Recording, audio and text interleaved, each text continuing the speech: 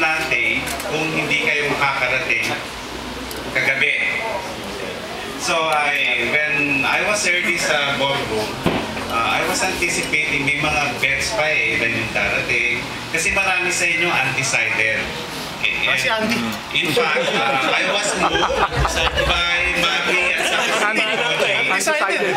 Nung Monday kasi, baccalaureate at saka convocation, talagang they were filled with emotion. Talagang naluha yung dalawa. Kasi para makita kayo ron na halos puno yung mesa natin doon.